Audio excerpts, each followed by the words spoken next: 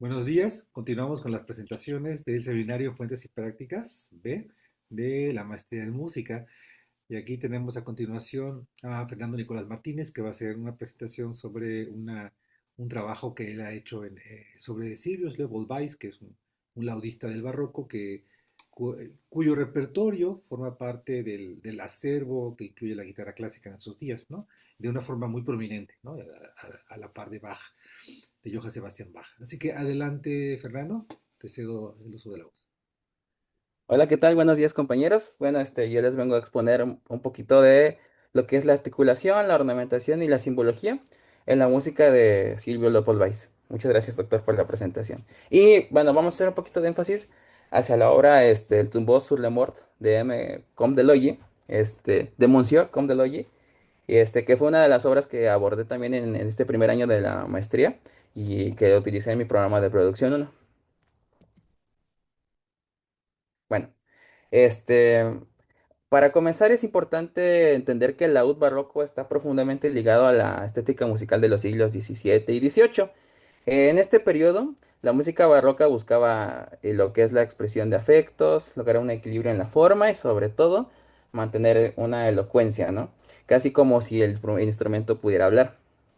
En este punto, Weiss destacó porque lleva estos principios a un nivel de refinamiento muy bueno. Su música no solo se limita a explorar lo que es la posibilidad técnica del instrumento, que era el laúd, sino también que construye un lenguaje expresivo donde cada gesto, cada ornamento y cada silencio incluso cumplen una función de afecto.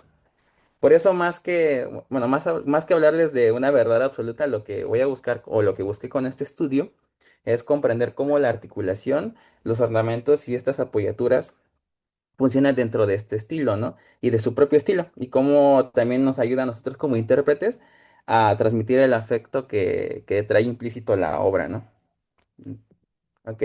Bueno, un poquito del contexto del estilo del laúd barroco. A principios del siglo XVIII, pues se sabe que el laúd vivía la última etapa de auge. Ya no tenía el mismo protagonismo que tuvo en el Renacimiento, pero en lugares como lo fue Alemania y Francia, seguía siendo un instrumento de gran importancia y de gran sofisticación.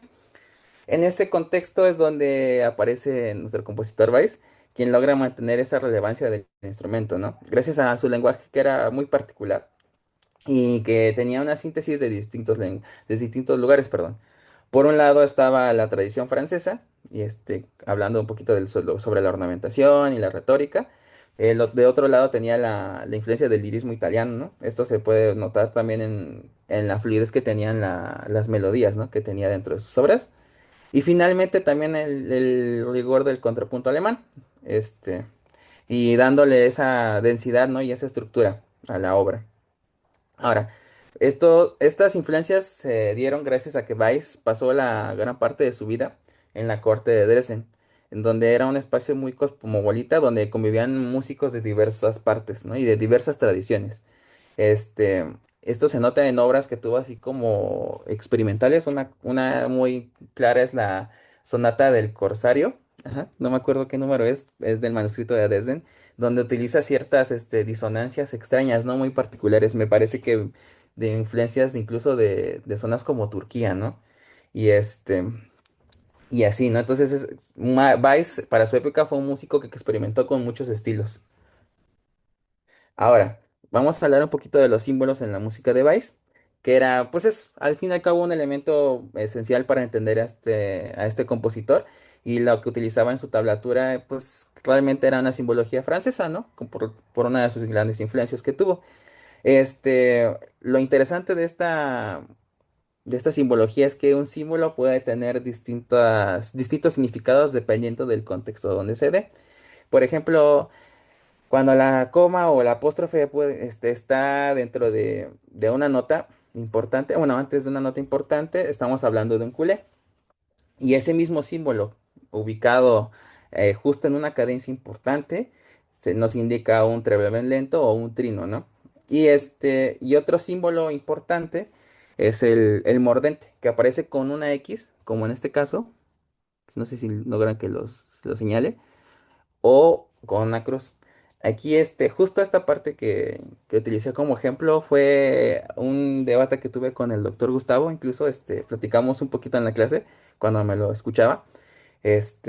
Bueno, si notan, la figura, ay, perdón, la figura que está aquí, podría decirse que es la misma, pero no tiene como una forma establecida, ¿no? Entonces, yo tomé algunas clases con el guitarrista y maestro Mauro Sonata, y él me hablaba un poquito de esta obra y me mencionaba que esa simbología significaba una representación de un lamento, ¿no? Y que en esa época Baez lo realizó realizando algo que llamamos bending, que es como más un elemento de la guitarra eléctrica, que es subir y bajar la cuerda y buscando representar ese elemento, ¿no? Moviendo la afinación incluso de la nota.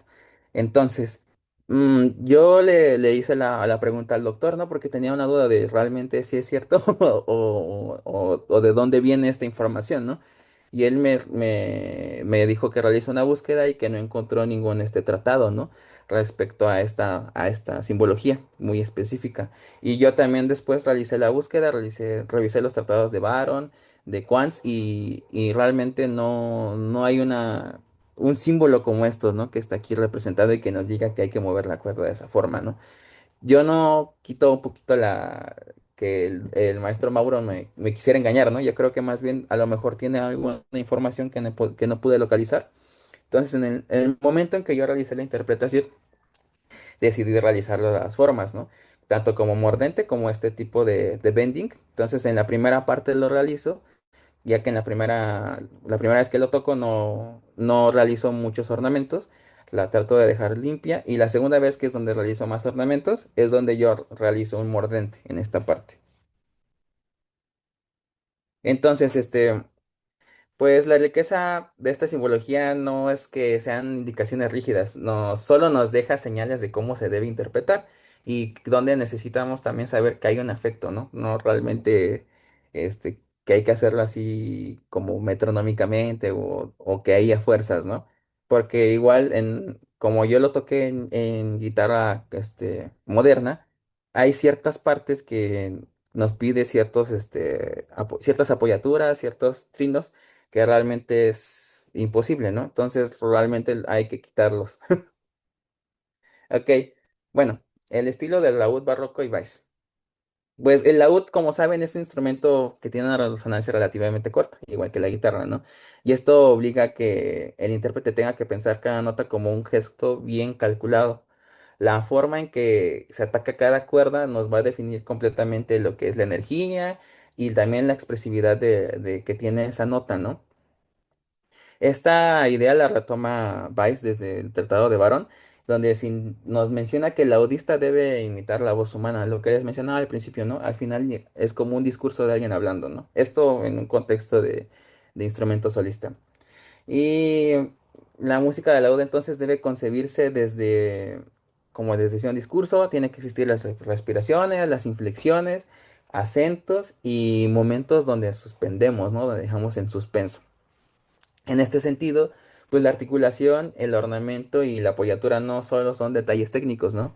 Sino que también se convierten o se vuelven elementos que dan esa licencia al instrumento de que pueda hablar, ¿no? De que tenga una voz y nos pueda persuadir emocionalmente incluso, ¿no? Entonces, ya hablando un poquito del significado expresivo de estos gestos, revisando estos tratados y también al momento de tocar alguna de estas obras de Weiss, pude darme cuenta que pues el treblemento lento es más que un trino, ¿no? No solo es hacer el trino y ya, es como vibrar la emoción, donde retenemos el tiempo incluso y sostenemos esa tensión, ¿no? Que tarirarirarirarirariraririrari, y dejamos resolver después, ¿no?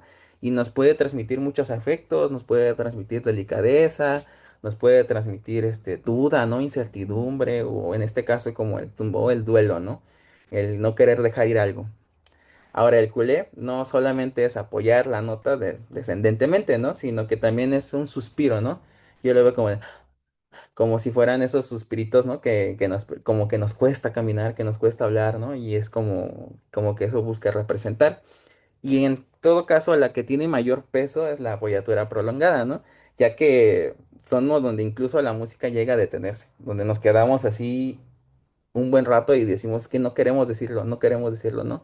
Ese nudo emocional o ese nudo que tenemos cuando estamos hablando de algo que nos duele o de algo que nos importa o de algo que incluso nos gusta, ¿no? Y se nos queda aquí atorado en el pecho, creo que es donde la apoyatura prolongada lo representa de mejor forma. Entonces, ya hablando de la ornamentación en Vice, no busquemos que la ornamentación sea virtuosa, ¿no? O sea, a pesar de que tiene una influencia francesa, más que nada la influencia que rescata o lo que él rescata de esta ornamentación francesa es la retórica, que tenga un significado, ¿no? Sí, tiene influencias que lo fueron Gautier, Mouton y Galot, pero tiene esa flexibilidad rítmica, ¿no? O sea, esos permisos que nos permite hacer la música de Vice. Y y él también ornamenta únicamente cuando es expresivamente necesario, no por ornamentar o por la tradición, sino cuando realmente necesita demostrar un afecto, él busca ornamentar. Y esto se puede ver muy claro en el tumbó, ya que los ornamentos aparecen en los momentos donde el afecto necesita suspenderse, ¿no? Donde necesita respirar o donde necesita subrayar algo que es su importante, ¿no? Bueno, en este caso les voy a poner un ejemplo de la alemanda que yo interpreté de él. Es de la sonata número 7 de Dresden. Esta alemanda es de un Weiss entre joven y ya grande, no es chico, pero ya se nota como esa pesadez emocional en su obra, ¿no? Les voy a dejar un pequeño fragmento y continúo.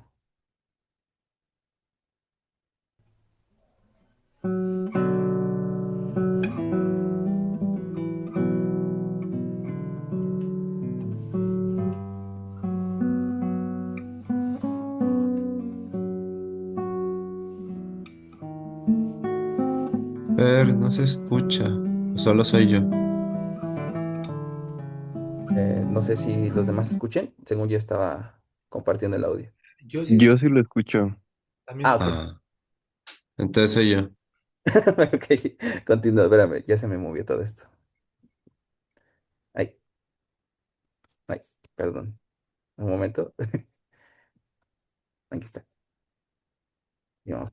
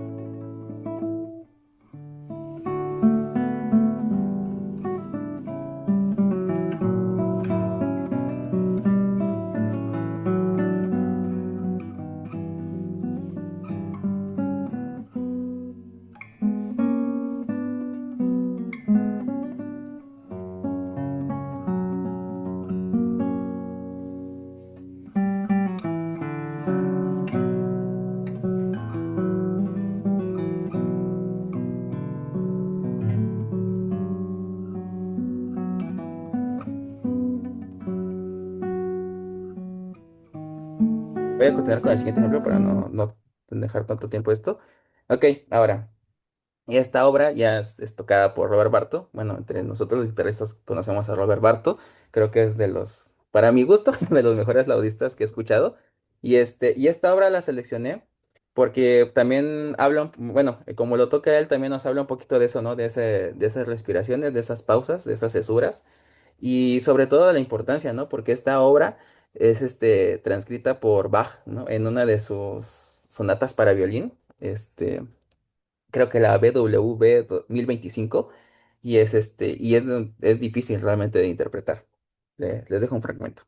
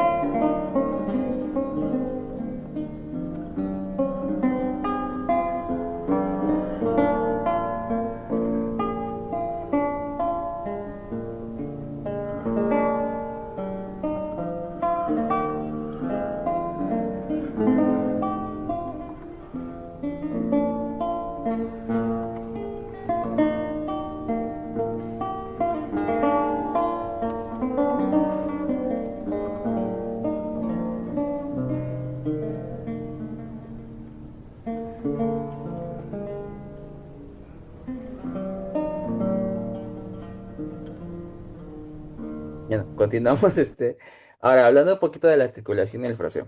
Pues, la articulación creo que es uno de de los aspectos más complejos al interpretar el laúd y al interpretar este tipo de obras, ¿no? De Vice, porque también, como les mencionaba hace un momento, depende mucho del ataque que realicemos hacia las cuerdas, ¿no? Pues a diferencia del instrumento de instrumentos como el violín, ¿no? Que pues la nota se puede sostener. En el laúd, pues la expresividad nace en el momento en que atacamos la cuerda. Por eso es importante pensar en esta articulación como una forma de hablar, ¿no? Quants mencionaba que la música debía articularse como si fuera un lenguaje, con sílabas fuertes y débiles y con pausas que estructuraran el discurso. En las obras de Weiss siempre encontramos estas microseparaciones que nos hablan un poquito de ese discurso y que permiten que también las voces del contrapunto se respiren y se logren entender, ¿no? Porque si no, luego tocamos todo así seguido y realmente no se logra percibir, ¿no? ¿Qué está sucediendo dentro del contrapunto? Y aquí los silencios no son vacíos, realmente son unas respiraciones internas que preparan un gesto, ¿no? En este caso tengo un ejemplo, aquí en esta parte que puse abajo, es el inicio del tumbó. Y aquí justo un silencio que sí está escrito, ¿no? No de los que son implícitos, ¿no? Pero aquí un escrito que también nos da ese impulso, ¿no? Hacia dónde va esa pequeña escala, ¿no? Bueno, y en danzas como son las curantes ajá, las curantes en la música de Vice, la articulación tiene que ser ligera y fluida y sobre todo no ornamentar mucho, ¿no? Lo que se busca es más que nada que sea así como viene natural porque nos permite dar esa fluidez y ese sentir de ir hacia adelante, ¿no? Ya en obras como lo que es el tumbo, la articulación se vuelve más pesada y se suspende mucho la obra, ¿no? Se queda mucho en suspenso, casi como que cada nota cae por un peso así, una gravedad emocional, ¿no? Entonces, les pongo otro ejemplo de lo que es la cobrante. Y en este caso es la cobrante de la misma sonata que toqué ese mismo año. Este caso es la sonata número 7 y espero les guste. Les pondré un pequeño fragmento.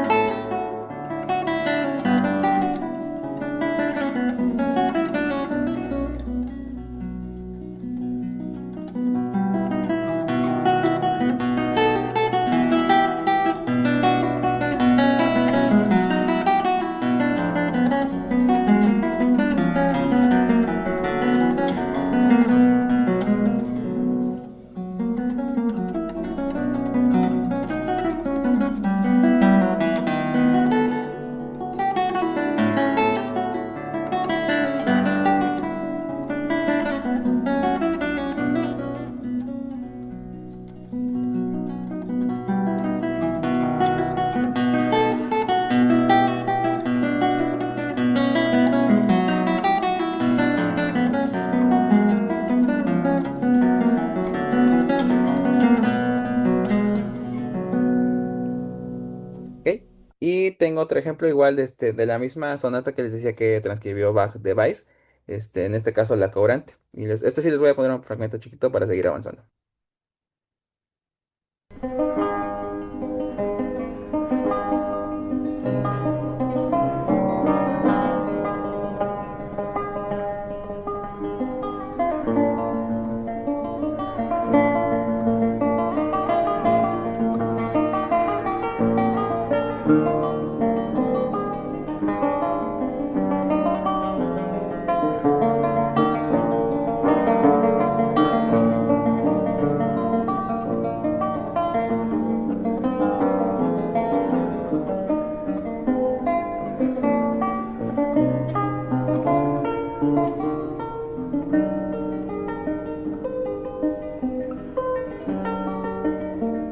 voy a avanzar para no terminar tan tarde.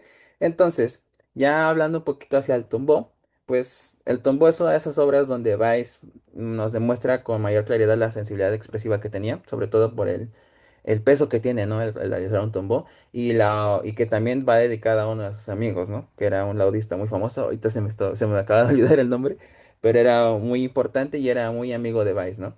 Y también lo admiraba demasiado. Entonces, en esta obra existen descensos cromáticos, sobre todo en el final. Son dos, si no mal recuerdo, que están casi casi seguiditos. Y en esto, pues sabemos que son un símbolo de lamento, ¿no? En el barroco. Y la línea se siente como que cae el ánimo de esta, por la pérdida, ¿no?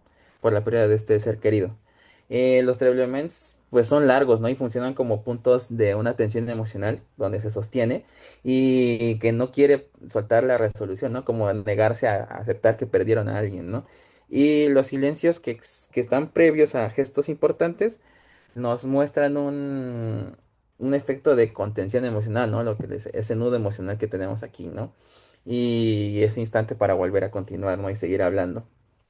Y bueno, todo este fraseo, ¿no? Dentro de esta obra se organiza a través de esa gravedad melódica. Las frases se suspenden y avanzan muy lento, ¿no? Se detienen, caen y obviamente todo esto sin perder el pulso interno, ¿no? Porque es importante también tenerlo. Y bueno, más que nada representar el duelo en el tumbón creo que no es esto, es más que nada encarnarlo, ¿no? Sentir que somos parte de ese duelo con Vice. Y hablando un poquito de la síntesis del estilo de Weiss, pues como le decía, ¿no? Tiene tres tradiciones europeas dentro de su música, pero más que mezclarse estas tradiciones, creo que más bien las reorganiza, ¿no? Y las utiliza para tener una voz propia. La ornamentación francesa aportando la retórica, la italiana aportando la expresividad, y el contrapunto alemán dándole la forma, ¿no? Y la estructura, y también la profundidad. En resultado, creo que es al final un lenguaje donde el gesto expresivo tiene la misma importancia incluso que lo que está escrito, ¿no? Que las notas, las pausas internas, las respiraciones, los silencios estructurales. Entonces, el leer su música nos implica leer a dos niveles, tanto lo escrito como lo que está por detrás, ¿no? Que hay que indagar. En conclusión, pues creo que Silvius Leopold Weiss llevó la escritura para la laúd a un mayor nivel de refinamiento expresivo, ¿no? En su música la ornamentación, la apoyatura y la articulación no son solo adornos, sino también la esencia del discurso musical, lo que le da sentido a la obra. Cada gesto tiene su peso retórico y emocional y nos define la dirección y hacia dónde va la obra, ¿no? El carácter de la obra. El comprender este lenguaje requiere que tengamos la atención que les mencionaba anteriormente y sobre todo tener una escucha profunda de lo que no está escrito, ¿no? De entender qué afecto quiere representar Vice. Y pues la música de Vice creo que nos recuerda que la expresividad más intensa puede venir de los elementos más pequeños, ¿no? Que en este caso son los ornamentos, la articulación y las apoyaturas. Y bueno, sería todo. Muchas gracias, compañeros.